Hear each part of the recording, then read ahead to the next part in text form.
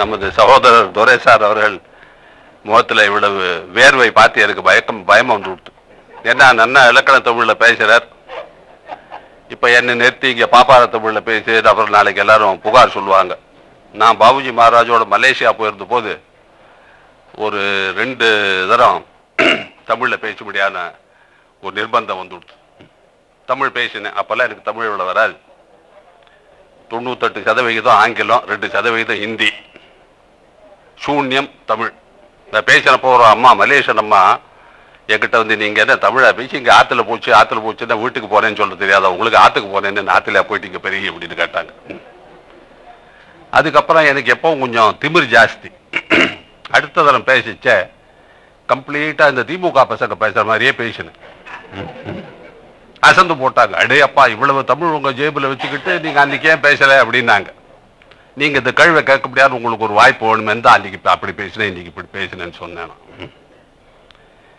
அதனால் இந்த இலக்கண தமிழ், செந்தமிழ், சங்கத்தமிழ் இதெல்லாம் எனக்கு ஒன்றும் தெரியாது.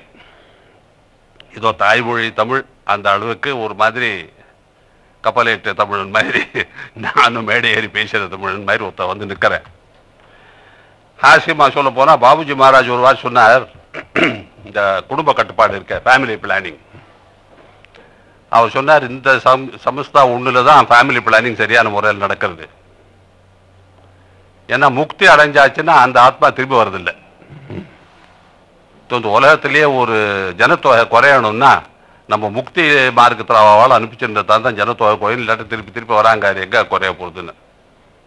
இதுலேருந்து ஒரு கருத்து என்னன்னா, நம்ம நல்ல அபியாசியாய் சரியான முறையில் ஆன்மீக பயிற்சியில் நம்ம ஈடுபட்டு நம்ம அடைய வேண்டிய ஒரு லட்சியத்தை நம்ம அடைஞ்சோம்னா நம்ம திரும்பி வரப்போகிறது இல்லை. இங்கே இதுதான் நம்மளுடைய கடைசி வாழ்க்கை.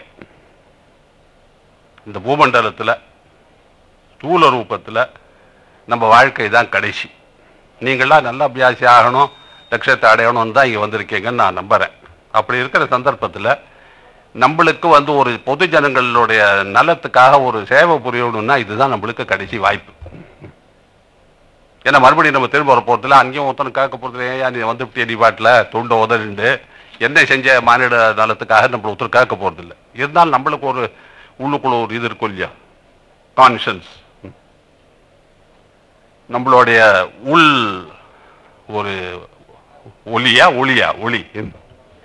என்ன செஞ்ச நீ?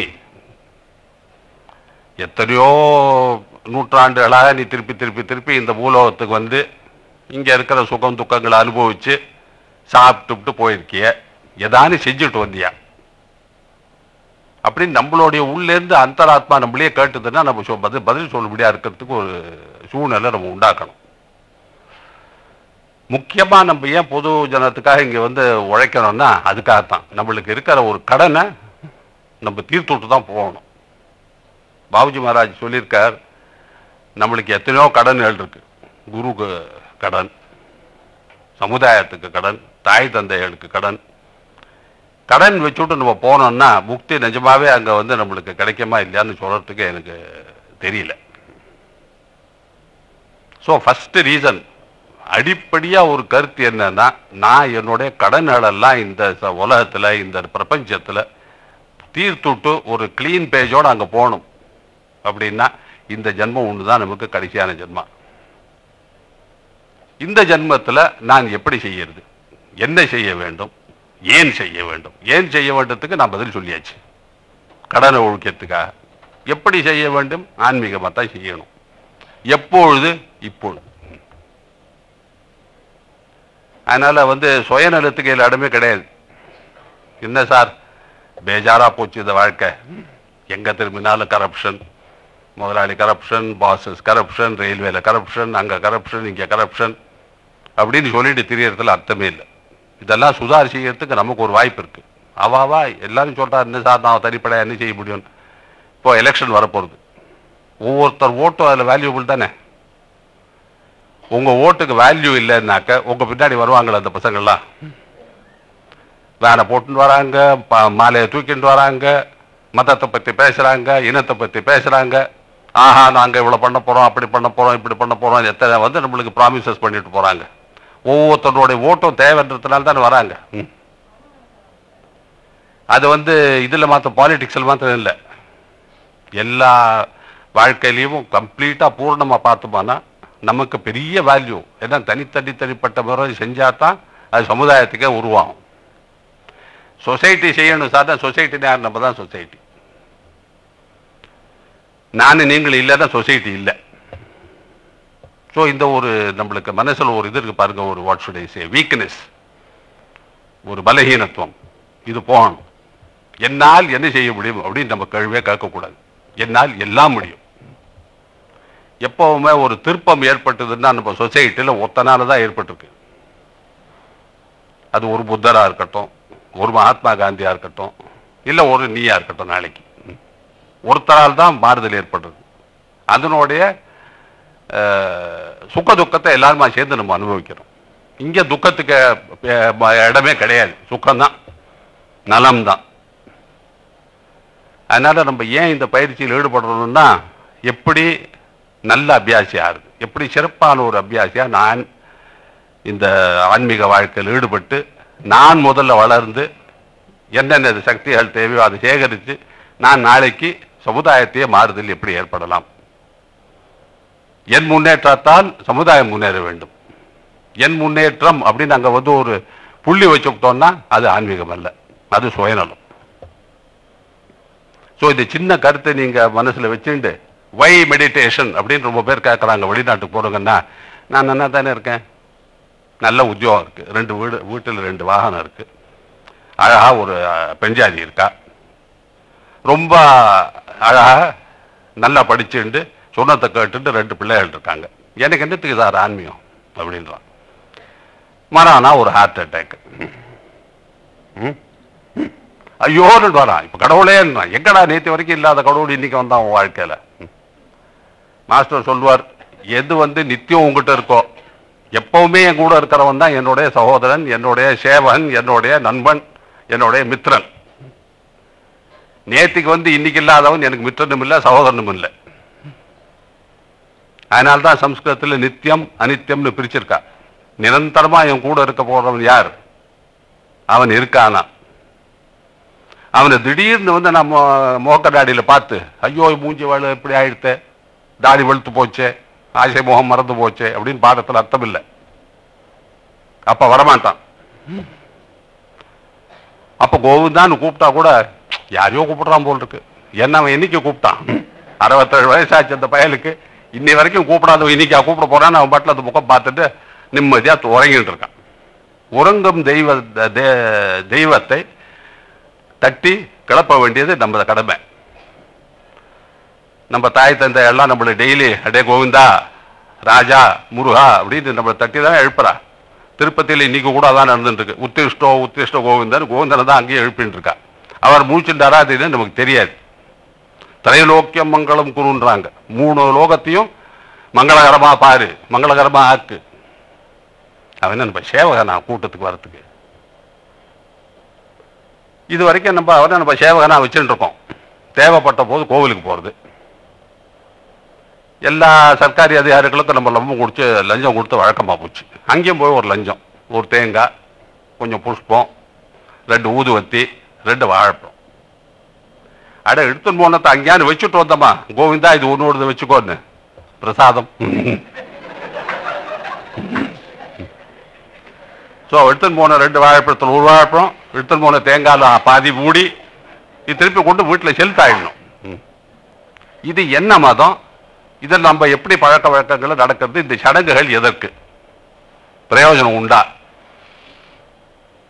கோவிந்தா என்ன நம்ம இதுவா சவுக்காரா, நம்மளை கடன் கொடுத்து வட்டி வாங்குறவன்? ஏன்னா அங்கே வந்து பழஞ்சாரில்னா கையில் விலங்கு போட்டுறான் வெங்கடாஜலபதிக்கு, உடனே உண்டியில் வந்து பழஞ்சி வந்துடும் கோடிக்கணக்கா. அவன் நமக்கு கொடுக்கறதுக்கு பதிலா நம்ம அவனுக்கு கொடுத்துட்டு இருக்கோம். நிஜம்தானே? நம்ம தேங்காய் எதிர்பார்த்து, நம்ம புஷ்பத்தை எதிர்பார்த்து, நம்ம வாழைப்பழத்தை எதிர்பார்த்து வாழ்றவன் கடவுளா கத்திரிக்காயா? சில பேர் என்கிட்ட சொல்லிருக்கா, அப்பா இவ ராமசாமிக்கனே தேவை போடல சார், நீங்க இப்படி பேசுறீங்களே அப்படின்னு என்கிட்ட சொல்றது உண்டு.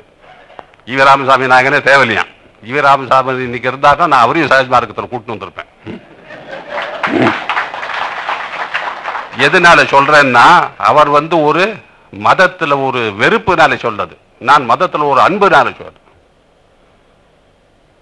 மதம்னா என்னது? என் மதம் சம்மதம்னு எழுதிவிட்டு போட்டான். சம்மதம்னா என்ன? புரிஞ்சிக்காத பேசுறவாளுக்கும் புரிஞ்சுட்டு பேசுறவாளுக்கும் ஒரே வார்த்தை சொல்லலாம். கோவிந்தான்னு ஒருத்தன் சொல்றான், அவனுக்கு கோவிந்தம் வந்து நிற்கலாம்.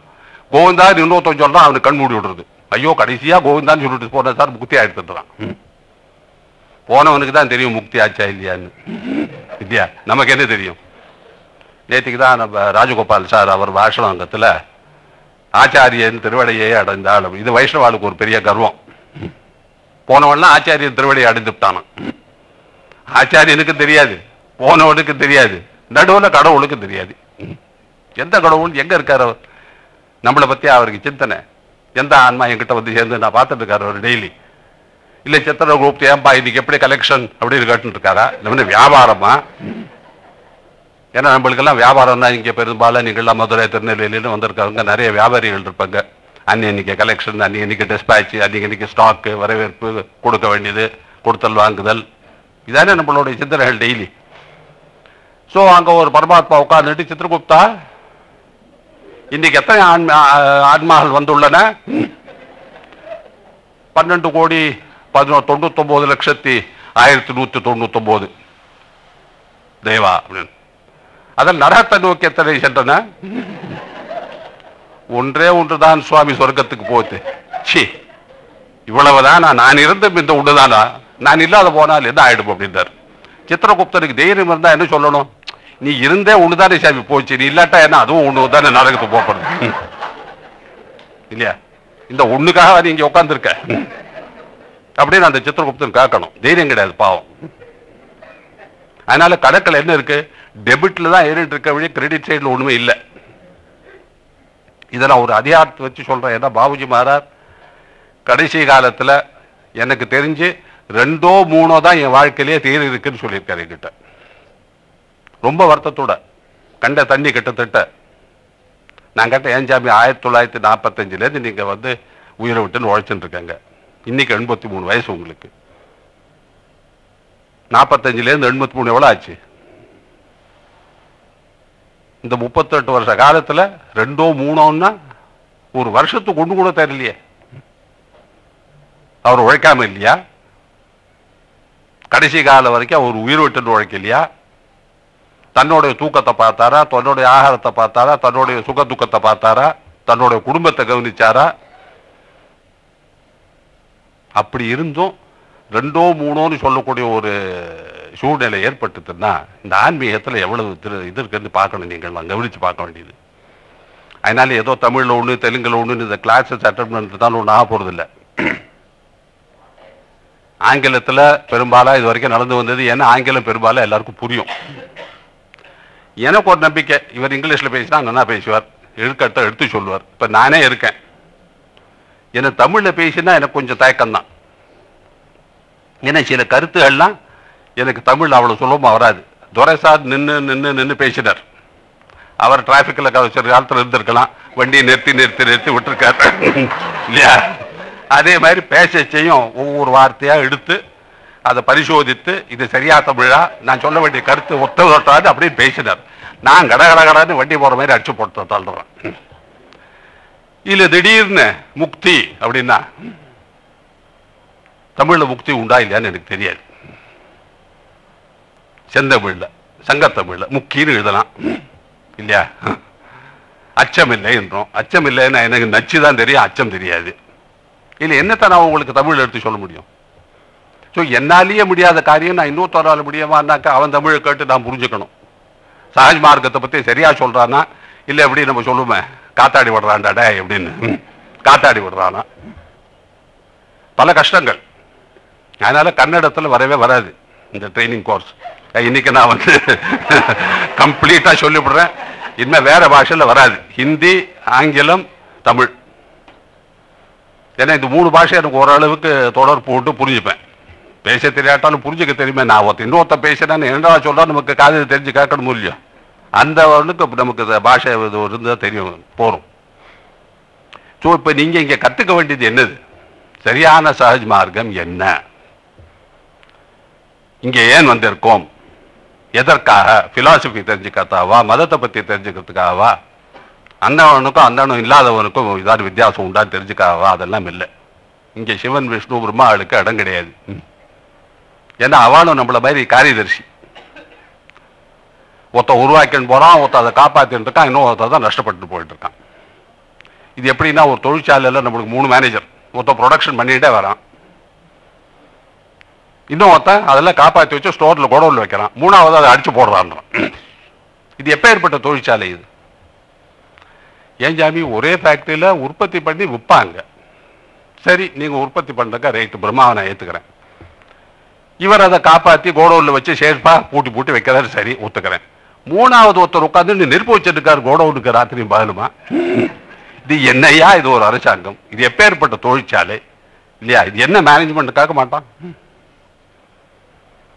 கேட்கணுமா வேண்டாமா? அந்த பிரச்சனை நீங்க இங்க கேட்கணும் ரிசப்டர்ஸ்ட. அவன் உங்களுக்கு பதில் சொல்லணும், இதை பத்தி நம்பாதே, இறைவன் ஒன்று. அவன் சேவாள அனுப்புறான். ஒரே போலீஸ்காரன் ஒரு நாள் டிராபிக் டியூட்டியில இருக்கான், ஒரு நாள் 2 பேர் அரெஸ்ட் பண்ணி வாரில் போட்டு தூக்கின்னு போட்டு இருக்கான். அப்பப்போ தேவைப்பட்டபடி மேலேருந்து கட்டளை வந்துன்னா இவா ரூபத்தை மாத்திட்டு, நேற்றுக்கு நாடகத்தில் பார்த்தீங்க, ஒரு பெண் வெளியில பெண்ணா இருந்தா அங்க நாடகி நர்த்தக்கி ஆயிட்டான், டான்ஸ் பண்ற ஆள் ஒண்ணு இல்லையா? அந்த 2 பேரையும் பார்த்தேன் சார் அப்படின்றான். என்னடா பார்த்தேன்? அந்த பெண்ணு தான் சார் பெட்டர், நர்த்தக்கி எனக்கு பிடிக்கல. இன்னொருத்தம் சொல்லாச்சு, ஒரு என்னடா கண்ணு இல்லை, மூக்கு இல்லை, வாய் இல்லை, எப்படி ஜில் ஜில் ஜில் ட்ரெஸ் பண்ணிட்டு வந்தா பாத்தியாரி? ஏன்டா உள்ள இருக்கிறது ஒண்ணு தானே, ஒரே பெண்ணு தானே 2 ரூபத்துல வந்தா அப்படின்னா அது எப்படியா இருக்க முடியும்? என் கண்ணு என்ன கிட்ட பொய்யா சொல்லிச்சு அப்படின்னு தர்க்கம் பண்ண என்ன? அது யார்? அதுல என்ன சத்தியம், என்ன அதுல ரகசியம்? நம்ம மேல் பார்வை பார்க்கிறோம், உள் பார்வை கிடையாது. நேத்திக்கு நத்திக்கா இன்னைக்கு இன்னொருத்தனுடைய மனைவியா வர போறா, நாளைக்கு ஒரு குழந்தைனுடைய தாயா வர போறா. ஆள் ஒரே ஆள். அதனால ஒரே கடவுள் தான் நம்மளை சிருஷ்டிக்கிற கடவுள், நம்மளை பராமரிக்கிற கடவுள், நம்மளை கடைசியா வாப்பா உங்க காலமாச்சு வீட்டுக்கு போலாமான்னு கூட்டின்னு போற கடவுள் அவர் தான். நம்மளை நஷ்டம் பண்றது இல்லை, நாசம் பண்றது இல்லை, டிஸ்ட்ரக்ஷன் பண்றது இல்லை, கூட்டிக்கிட்டு போற வர்றாரு. இந்த சத்தியத்தை இங்க உணரணும். சிவனை பார்த்து நம்ம வணங்க வேண்டியதில்லை, விஷ்ணுவை பார்த்து நம்ம வணங்க வேண்டியதில்லை, பிரம்மாவை பார்த்து நம்ம வணங்க வேண்டியதில்லை. அவா காரியத்தை அவா செஞ்சுட்டு போறான். இப்போ போஸ்ட்மேன் வரான், தினம் லெட்டர்ஸ் கொடுத்துட்டு போறான். ஏதோ பொங்கல்லாம் அவன் கை நீட்டி கேட்கறதால நம்ம கொடுக்கணும் 10 ரூபா பக்ஷீஷ், கொடுக்க தேவையில்லை. அதே மாதிரி பூஜைகள் சடங்குகளுக்கு அடுமே கிடையாது. ஏன் கிடையாதுன்னு இதுதான் காரணம். அவளுக்கு நம்ம போய் திருப்பதியில் உண்டியில் பணம் போட்டா தான் அந்த திருப்பதி கோவிலினுடைய பேரே நியூஸ் பேப்பர்ல வருது. பிரம்ம என்னது, பிரம்ம கும்பமா, கும்பாபிஷேகம் ஆச்சு, பிரம்மோத்சவம் ஆச்சு, 3 கோடி ரூபா கலெக்ஷன் போடுறான். கலெக்ஷன் இல்லை, கையில விலங்கு போடுறா. அவர் இன்னும் பத்மாவதி தேவிக்காக குபேரட்ட வாங்கின கடனுக்கு வட்டி அடிச்சுட்டு இருக்கார். இதெல்லாம் உங்க சம்பிரதாயம், அந்த கோவிலினுடைய சம்பிரதாயம், கோவிலினுடைய ஐதீகம், கோவிலினுடைய ஒரு என்ன சொல்றது சாகித்யம், இதிகாசம் அது சொல்றது. அந்த கடவுள்கிட்ட நம்ம போய் ஐயோ நான் அந்த சேட்டுக்கு பணம் கொடுக்கணியா அப்படின்னா, முதல்ல இங்க வச்சுட்டு போறது வையா, அப்புறம் பார்த்துக்கலாம் அப்படின்றோம். கலெக்டர் ஆஃபீஸ் குமாஸ்தா, போலீஸ் கான்ஸ்டபிள் இல்லையா, இன்கம் டாக்ஸ்கார வீட்டில் நோட்டீஸ் கொடுக்க வச்சு ஒரு 5 ரூபா கூட நான் கீழ்ச்சி போட்டு போறேன்றான். இல்லைன்னா அசஸ்மெண்ட் ஆர்டர் வந்தா 10 கூட ஆர்டர் கொண்டு வந்திருக்கேன், இல்லாட்ட திருப்பி எடுத்துட்டு போறேன்றான். இவாளுக்கு அவளுக்கு என்ன வித்தியாசம்? ஏன் வணங்குறீங்க? அதனால ஆன்மீகம்னா என்ன, மதம்னா என்ன, இது புரிஞ்சுக்க வேண்டியது ரொம்ப விசேஷமான ஒரு கருத்து. அது புரியாத வரைக்கும் நம்ம அபியாசி அல்ல. அது புரிஞ்சுட்ட அப்புறம், அபியாசம் தொடங்கின அப்புறம், நான் கொஞ்சம் கோவிலுக்கு போயிட்டு வரேன் சார். ஏண்டா இப்பதானே 1 மணி நேரம் மெடிடேஷன் ஆச்சு, கண்ணு மூடிட்டு உட்காந்து ஒரு தட்டி இழுப்பபடியா போச்சு, சமாதி நிலையில இருந்து விட்டு ஏண்டா கோவிலுக்கு போகணும்னா, அது வீட்டில் குழந்தைக்கு தலைவலி லேசா, நம்ம பெஞ்சாதி ஒரு நச்சுங்க, போயிட்டாங்க கோவிலுக்கு போயிட்டு வாங்க பிடிச்சு தள்ளுறாளாம். பிடிச்சு தள்ளுறதுக்கான என்ன பண்றது புரியல. நம்ம அவளுக்கு சொல்லணுமா, அவ நம்மளுக்கு சொல்லணுமா? என் அருமை பெஞ்சாதிய நீ வா, நீ ஆன்மீகம்னா என்ன கொஞ்சம் சுவையானு பாரு, சொல்லணுமா வேண்டாமா? ஆனா நம்மளால அந்த விடுதலை, அந்த அதுல இருந்து முக்தி பெறறதுக்கு என்ன வாய்ப்பு வரல. ஜென்மாலேருந்து முக்தி வந்துடுறது ஈஸி, சுலபம். குடும்ப வாழ்க்கையில இந்த சாமி என்னால மீற வர இல்லையான்றான். குடும்ப வாழ்க்கை உன்னோட குடும்பம் தானேடா அப்படின்னா, நீங்க சொல்றது சரிதான் சாமி, ஆனால் இந்த ஆனால்ல தான் வந்து நிற்கிறது முக்காவாசி எல்லா கொஸ்டினுமே எல்லா பிரச்சனையுமே. இந்த ஆனால் நான் கோவிலுக்கு போக விரும்பல சாமி, ஆனால் நான் லஞ்சம் கொடுக்க விரும்பல சாமி, ஆனால் இந்த தலையை சொரிஞ்சுட்டு ஏன்னா நம்மளுக்கே சங்கோஷம். ஸோ இதில் ஈடுபட்டப்புறம் கற்புன்னு சொல்கிறோம் பாருங்க, கற்பு ரொம்ப முக்கியம். இங்கே கற்பு தான், நான் சாதாரண இந்த சமுதாய கற்பை பற்றி நான் பேசலை. அவனுக்கு எனக்கு என்ன சம்பந்தம்? ஏன் சாமி, அவனே தானே இங்கே வந்து மூர்த்தி ரூபத்தில் உட்காந்துருக்கான்னா ஒரு நாள் இருக்க முடியாது. அவனை நான் பார்த்த பின்ன அவன் போட்டோவை நான் பார்த்துட்டு இருப்பேனா? நான் வெளிநாட்டில் கேட்கறது, அங்கே வந்து தினம் வந்து விவாகரத்து, நேற்று வரைக்கும் ஆம்படி அமைஞ்சாதி, இன்னைக்கு வந்து பிரிஞ்சு போடுவான். ஆனால் 6 மாதத்து வரைக்கும் அந்த ஃபோட்டோ வச்சுருப்பான். இவன் அவன் ஃபோட்டோ வச்சுருப்பான், அவன் இவன் ஃபோட்டோ வச்சுருப்பான். நான் கேட்குறது, இந்த ஃபோட்டோ ஏன் வச்சுக்கிறேன்? விவாகரத்தும் ஆயிடுச்சு, பிரிஞ்சாச்சு. இல்லை இல்லை, அப்பப்போ நான் என்னத்தை இழந்தேன்னு பார்த்துப்பேன். எல்லாரும் நான் பெற்ற நலம், நான் பெற்ற சந்தோஷம், நான் பெற்ற சுகம்னு பார்க்கறா. இவன் என்னத்தை எழுந்தேன்னு கணக்கு பார்த்துக்கிறா. இன்னைக்கு நான் கேட்கறது விட்டு போட்டோ வச்சு நீ அதுக்கு முத்தம் கொடுக்க முடியுமா? பிரயோஜனமே இல்லையா? ஆள் போறப்புறம் போட்டோ எதுக்கியா? நம்ம என்ன பண்றோம்? அதே தான் இந்த குத்த நம்ம பண்றோம். மூர்த்தி கேலண்டர், இந்த மஜூரா பில்ஸ்ல நல்லா அழகா கேலண்டர் போடுவா. ஏண்ட பார்வி, ஒரு வருஷம் கணபதி, ஒரு வருஷம் விநாயகர், ஒரு வருஷம் லட்சுமி, ஒரு வருஷம் துர்கை. அதுக்கு என்ன சண்டை சச்சரவு? Calendar calendar calendar. அதனால தான் நமக்கு போடுறாங்க. அதை வீட்டில் கொண்ட ஃப்ரேம் பண்ணி அதுக்கு கற்பூர ஆர்த்தி, அதுக்கு மேலே நம்ம எவ்வளவு வந்து ஸ்டூப்பிடா போயிட்டோம், புத்திஹீனமா போயிட்டோம். பலகீனமா இல்லை. கடவுள்கிட்ட ஒரே ஒரு பிரார்த்தனை நம்ம என்ன செய்ய வேணும்? என்னை புத்திஹீனமாக்காதப்பா, பலகீனமாக்கிட்டு பரவாயில்லை. ஏன்னா சரீரத்தால் நான் ஒன்றும் தவறு செய்ய முடியாது. இந்த புத்தி தான் எல்லாத்துக்கும் காரணம் இல்லையா? புத்தியை மாற்றி அமைக்கிறதுக்கு தான் ஆன்மீகம். தியானம்னா என்ன? மனசையே உபயோகித்து அந்த மனசு மேல நம்ம ஒரு கண்ட்ரோல் ஏற்றுக்கொள்ளும் ஒரு வாய்ப்பு கிடைக்கிறது. அது வந்த அப்புறம் நான் இன்னும் கோவிலுக்கு போறேன், குளத்துக்கு போறேன், தீர்த்த யாத்திரைக்கு போறேன்னு அர்த்தமே இல்லையா? தமிழ்நாட்டிலே ரொம்ப ஜாஸ்தி, அதை விட ஜாஸ்தி கேரளத்தில். நம்ம என்ன பண்ணுவோம்? நேற்று கட்டு வேஷ்டியை இன்னைக்கு குளிக்காம கட்டின்னு மீனாட்சி அம்மனுக்கு போட்டு வந்துடுவோம். மலையாளத்தான் என்ன பண்ணுவான்? குளிச்சு விட்டு ஈர வேஷ்டியோட போவோம். இவ்வளவுதான் வித்தியாசம். போறது ஒரே இடம் தான். இவன் நரகத்துக்கு போறான், இவன் நேத்து கட்டிட்ட வேஷ்டியோட போறான், அவன் ஈர வேஷ்டியோட நரகத்துக்கு போறான். என்ன வித்தியாசம் சொல்லுங்க? அதனால போகிற இடத்துக்கு நமக்கு வேஷ்டியே தேவையா? இதை பத்தி நான் சிந்திக்கணுமா? வேஷ்டியை பார்த்து பார்த்து ஐயோ இது இப்படி இருக்க, கரைப்பட்டு கொடுத்த, அந்த சாம்பார் 2 டிராப் சொட்டி கொடுத்த, கொண்டாடி ஒரு புதுசா ஒரு வேஷ்டி அப்படின்னா. எங்க ஆபீஸ்ல ஒருத்தர் இருந்தார்.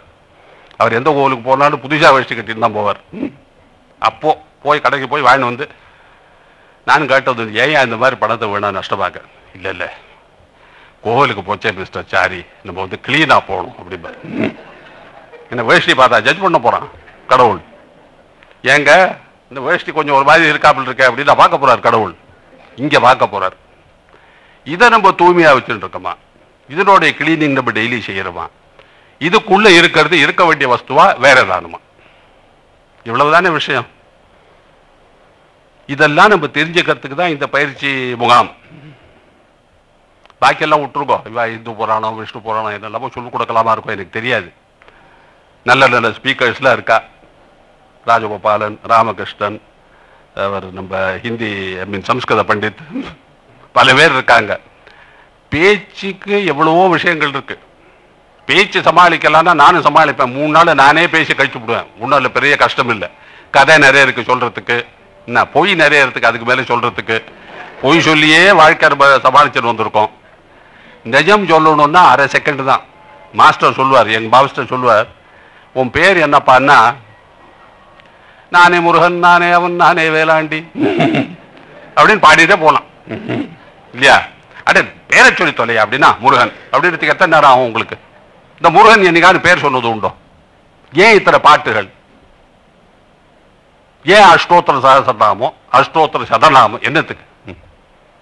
நீயே தாய், நீயே தந்தை, நீயே என்னுடைய நண்பன், நீயே எல்லாம், இதெல்லாம் என்னத்துக்கு புகழ்? கடவுளுக்கு டைம் இருக்கா உட்காந்துட்டு ஓஹோ பத்தியா நம்மளை பத்தி பேசுறது? சிவாஜி கணேஷ் நாங்க அரண்மனையில் உட்காந்துட்டு நானே பாட்டு நானே கீதம் அப்படின்னு நானே இது. நீங்களாம் சினிமா பார்த்துருப்பீங்க. நானே பாட்டும் நானே பாவமும், பாட்டும் நானே பாவமும் நானே. கடவுளுக்கு இதுக்குதான் சமயமா? பக்தன் வரான், தொமேவ பார்த்தாச்சு. சம்ஸ்கிருதம் சிரேஷ்டமான பாஷை, தெய்வ பாஷைன்னு பேரு. தொமேவ மாதாச்சு. ஆஹா, என்னை பற்றி பாரு லட்சுமி எப்படி பேசுகிறான் பற்றாயா? சிவாஜி கணேசன் சரோஜாதை விட்டு சொல்றாரு. இது என்ன அக்கப்போரு, என்ன கழிச்சாடி, என்ன பொய், இதெல்லாம் நம்ம சரிச்சுட்டு உட்காந்துட்டு அந்த சினிமாக்காரனை பணக்காரனை ஆக்கிட்டு இல்லாத பணத்தை கொண்டு கடன் வாங்கி உண்டியில போட்டு பிரசாதத்தை, தேவைப்படாத பிரசாதத்தை வாங்கிட்டு வந்து ஊசி போன லட்டு 10 ரூபா கொடுத்து திருப்பதியிலிருந்து வாங்கிட்டு வந்து இதான் சடங்குகளா, இதான் மதமா, இதான் தெய்வமா? இப்ப நம்புறீங்களா? ஈவி ராமசாமி நாயக்கர் நான் இன்னும் கொஞ்சம் என்ன பேசுவேன் ஒரு அளவுக்கு. இன்னும் கொஞ்சம் இந்த பாஷை தான் சரியா வரல, மொழி தான் சரியா வரல. ஒருத்தர் சொன்னார், ஈவி ராமசாமி நாயன் மரியாதையா பேச மாட்டாராம். யோ இங்க வாயா அப்படிங்கிறான். அது நான் என்ன கத்திக்கல, நான் இது வரைக்கும் கொஞ்சம் மரியாதையாவே பேசிட்டு வரேன். ஏன்னா இதான் முதல் தரம் நம்ம சந்திக்கிறோம். என் பேச்சை கேட்டு அத்தனை பேர் வாண்டாஞ்சாமி நான் ஊருக்கு போறேன்னு கல்விப்பட்டாங்கன்னா ரொம்ப கஷ்டப்படும். அதுக்காக கொஞ்சம் ஹாஸ்யமா கூட கூட கொஞ்சம் நிஜத்தை சேர்த்து இந்த வைத்தியர்கள் கொடுக்குறா பாருங்க, கசப்பு மருந்துல மேல கொஞ்சம் சுகர் கோட்டிங் சர்க்கரை போட்டு சாப்பிடுது, கண்ணா நீ சாப்பிட்டுரும் அப்படின்னா நம்மளும் சாப்பிட்டு தொலைக்கிறோம், குணமார்ந்தோ இல்லையோ. அதனால இங்க வந்து ஹியூமர் நிறைய தேவை, ஹாஸ்யம் ரொம்ப தேவை. ஏன்னா நம்ம வந்து ரொம்ப சீரியஸா மதத்தையும் கடவுளையும் பார்த்தோம்னா நமக்கு பயம் வந்துடும். ஐயோ சிவபெருமானை பத்தி இப்படி பேசிட்டு போட்டானே, கண்ணு குத்தி விடுவான்னு எங்க அம்மா சொல்லியிருக்கா, எங்க பாட்டி சொல்லியிருக்கா, என்ன அதுக்கு நம்மளுக்கு தைரியம் இருக்கா? நச்சிகேதஸ் மாதிரி நம்ம சின்ன பிள்ளையா இருந்துட்டு யமலோகத்துக்கு போய் யமனியா கொஞ்சம் இந்த தாடியை பிடிச்சி ஆட்டுறதுக்கு நமக்கு சக்தி இருக்கா? போடான் நான் யமனை. யமராஜன் என்ன சொல்றான் தெரியுமா? நீ 3 நாள் இங்க இருந்திருக்க, நான் இல்லை உன்னை வரவேற்கிறதுக்கு, உனக்கு மரியாதை செலுத்துறதுக்கு. நீ 3 விஷயம் கேளு, உனக்கு கொடுக்குறேன் நான். ஃபர்ஸ்ட் எங்க அப்பா என்கிட்ட ரொம்ப கோபமா இருக்காரு, அது விலகணும், ஆல் ரைட். 2வது ஏதோ ஒரு யாகம் ஒண்ணு, அது எப்படி, ஆல் ரைட், நச்சிகேதஸ் யாகம். 3வது மரணத்துக்கு பின்ன என்ன இருக்கு? ஒரு ஆள் மரணம் போனப்புறம் என்ன பார்க்கறான், எங்க போறான், அதை கேட்காத கண்ணா. அது தெய்வங்களுக்கு கூட தெரியாது, கடவுளுக்கே தெரியாது, ரிஷிகளுக்கு தெரியாது, பிரம்ம ரிஷிகளுக்கு தெரியாது. இது உனக்கு என்னத்துக்கு? உத்திருக்கமே தெரியாத விஷயம் கத்துக்கிறதுக்கு தான் நான் இங்க வந்திருக்கேன். என் ஏமாத்தாது. இல்ல உன்னுடைய பேரனுடைய பேரன் நீ பார்க்கலாம், அவ்வளவு ஆயுஷ் கொடுக்குறேன். இந்த உலகம் பூரா உனக்கு ஒரு ஆட்சி புரிய முடியாத உனக்கு சக்தி கொடுக்குறேன். அளவு இல்லாத உனக்கு ஒரு சௌந்தரியம் என்ன, ஒரு சொத்து என்ன, எல்லாம் கொடுக்குறேன். இந்திரலோகத்திலே இந்த பெண்களை வர வச்சு உனக்கு கொடுக்குறேன், அதெல்லாம் கேளு, நான் கொடுக்குறேன், இதை மாத்திரம் கேட்காத போயா அப்படின்றான் அந்த சின்ன பையன், 8 வயசு பையன். அந்த தெம்பு எங்க போச்சு நம்ம நாட்டில்? 90 வயசுலேயே என்னோட 10 வருஷம் நான் வாழ்ந்துட்டு என்னோட கொள்ளை கல்யாணம் நான் பாட்டு போடல அப்படின்றான். 90 வயசுல. எனக்கு வருஷம் ஒருத்தர் டெலிஃபோன் பண்றார். அவருக்கு 80 வயசுல இருந்து பண்ணிட்டு இருக்காரு. 81, 82, 83, 84, இப்போ 85வது வருஷம் ஆண்டு வரப்போறது அவருக்கு. டெலிஃபோன் பண்ணிச்ச, குரு மகாராஜ் இன்னைக்கு எனக்கு பிறந்த நாள், மங்களம் உண்டாட்டும் நலம் உண்டாட்டும். என்ன டெலிஃபோன்ல நான் இது கையாட்டுறது இல்லை, பேச்சுல. ஒரே ஒரு வேண்டுகோள், என்ன சொல்லுங்க, முக்தியா? இல்ல இல்ல இவ்வளவு சீக்கிரம் வேண்டாம், இன்னொரு 5-6 வருஷம் எனக்கு ஒரு வாழ முடியா வாய்ப்பு கொடுங்க, அது போகணும். அட என்ன சொல்லுங்க, நம்ம வாயில் என்னதான் வருது தோன்றது இல்லை. 85 வயசு ஆக போறது, இன்னும் 5 வருஷம் கொடுன்றானே. நம்ம டெய்லி போடும் பிரார்த்தனை பண்ணிட்டு இருக்கோமே, இவனுக்கு நமக்கு எவ்வளவு வித்தியாசம் பத்தியானு இல்ல. முக்கியமா கவனிக்க விஷயம் என்னன்னா, இன்னைக்கு நான் போகணும் கடவுளை என்ன தூக்கின்னு போடுறவனையும் கடவுள் கேட்கறது இல்லை. எனக்கு இன்னொரு 10 வருஷமோ 5 வருஷமோ கொடுத்து வை கடவுளேன்னு கேட்கறவனையும் அவர் கேட்கறது இல்லை. அவர் செயல்றது அது பாட்டில் நடந்துட்டு போறது. அது என்னது? நம்ம சம்ஸ்காரத்தை அனுசரிச்சு நம்ம வாழணும். போகணும்னா கடவுளாலேயே தடுக்க முடியாது, இருக்கணும்னா கடவுளால வரமும் கொடுக்க முடியாது. இது தெரிஞ்சுக்க வேண்டிய விஷயம், அறிய வேண்டிய விஷயம், பூர்ணமா நம்ப வேண்டிய விஷயம். கடவுள்கிட்ட அந்த சக்தி இல்லைன்னா யாருக்கு அந்த சக்தி இருக்கு? அந்த சக்தி தேவை இல்லாத சக்தி. ஏன்னா கடவுள் என்ன சொல்றார், உனக்கு இந்த ஆயுஸ் கொடுத்துருக்கேன், இது கூட நான் கொடுத்துருக்கேன்னு சொல்றதுக்கு எனக்கு வாய்ப்பு கிடையாது. கடவுள் போய் சொல்ல மாட்டார், நிஜம்தான் சொல்லுவார். இது நீயா ஏற்படுத்தின உன்னுடைய தற்காலம், ஏதோ ஒரு ஜென்மத்தில் நீ வேண்டின்றது இப்ப நடக்கிறது. இதுல நீ எப்படி கரையேறலாம்? இப்ப சின்ன பிள்ளை மாதிரி தாம்பரத்துல இருந்து மெட்ராஸுக்கு வரும், ஏன்பா இந்த வண்டி 4 பூரா போகாதா அப்படின்னு எப்படி போகும்? தாம்பரத்துல இருந்து ஃபோர்ட்னா 30 நிமிஷம் 35 நிமிஷம் தான் அதுக்கு வாழ்க்கை. No I want to go. இந்த சின்ன பிள்ளை வந்து ஒரேடியா அடம் பண்ணி நான் இந்த வண்டி விட்டு இறங்க மாட்டேன் அப்படின்னாக்கா இறங்கித்தானே ஆகணும். அதுவே ஃபிக்ஸ்டுனா உங்க வாழ்க்கை எப்படி நீங்க எக்ஸ்டெண்ட் பண்ண முடியும், எப்படி கான்ட்ராக்ட் பண்ண முடியும்? ரெண்டும் முடியாது. அதனால நம்மளால நம்ம அறிவு எதை வந்து இதை நீ கேட்காதன்னு சொல்றதோ அது நம்ம கேட்கக்கூடாது, ஃபர்ஸ்ட் ரூல். சரி, இப்ப நீ என்னையா கேட்கலாம்னா, என்னோட ஆன்மீக முன்னேற்றத்துக்காக நான் எதெல்லாம் கேட்கலாமோ அது மட்டும் நான் கேட்கறதுக்கு வாய்ப்பு உண்டு. இது 2 விஷயம் நீங்க அவசியமா ஞாபகம் வச்சுக்கணும். பிரிசெப்டர்ட்ட நீங்க டிமாண்ட் பண்ணணும். பிரிசெப்டர் இன்னைக்கு இல்லை சாமி நீ நாளைக்கு வா, நான் கொஞ்சம் இன்னைக்கு ஓய்வு இல்லை அப்படின்னா, சாமி நீ பிரிசெப்டர் எதுக்காக? தொண்டு செய்யறதுக்கா ஓய்வு எடுத்துக்கிறதுக்கா? இப்ப எனக்கு தேவை சிட்டி, பிரிசெப்டர் கொடுத்தே ஆகணும். பாபுஜி மகாராஜ் ஒரு கதை சொல்லுவார். ஒரு பாலன் ஒரு குரு, அந்த காலத்து குரு போய் சாயங்காலம் அஸ்தமிச்சாச்சு, இந்த மாதிரி எனக்கு ரொம்ப நான் இடைஞ்சல்ல மாட்டின்னு இருக்கேன், சங்கடமா இருக்க மனசு, ஏதாவது செஞ்சுங்க நான் தேவையில்லைன்னு ஒரு பூஜை பண்ணணும்னு வச்சுக்கோங்களேன். அவர் சொன்னார், அப்பா சூரிய அஸ்தமத்துக்கு அப்புறம் இதெல்லாம் செய்யறது கிடையாது, நீ காலையில வா பண்ணி விடலான்னு. இவன் போச்சே ஒரு ஆக்சிடென்ட்ல போயிட்டான், காலமாயிட்டான். அந்த பையனுடைய அத்தனை சம்ஸ்காரமும் அந்த குரு கிட்ட போய் செஞ்சுதான். ஏன்னா வந்தவன நீ திரும்பி போன்னு சொல்லி அனுப்பிச்சிருக்காரு, இவரோட கடமை. சூரிய அஸ்தமாவது சூரிய உதயமாவது, கடவுளை நினைக்கிறதுக்கு சூரியன் உண்டா? சூரியன் அஸ்தமிக்குமா? ஏன் சார் மெடிடேஷன் நான் வந்து இப்போ ராத்திரி ஏந்திருந்து தூக்கம் இல்லாம உட்காந்துட்டா பண்ணலாமா அப்படின்னு என்ன கேள்வி இது? Foolish question. வேற ஒன்றும் வழி இல்லை மெடிடேஷன் பண்றதா? ஸ்லீப்பிங் பில் சாப்பிட்டாச்சு, பெஞ்சாதி வந்து ரொம்ப ஆசையா நல்ல சுட பாலில் கொஞ்சம் இது போட்டு கற்பூரத்தை போட்டு, கற்பூரம் பச்சை கற்பூரம், அப்புறம் இந்த இது என்னது குங்குமப்பூ எல்லாம் போட்டு கொண்டு வந்தா சார், அதையும் சாப்பிட்டேன். இதெல்லாம் சாப்பிட்ட அப்புறம் உங்களுக்கு தூக்கம் எப்படி வரும்? தூக்கமே வரல சாமி, நான் உட்காந்து மெடிடேஷன் பண்ணேன். எதுக்கா மெடிடேஷன் பண்ணேன்னா தூங்குறதுக்கு.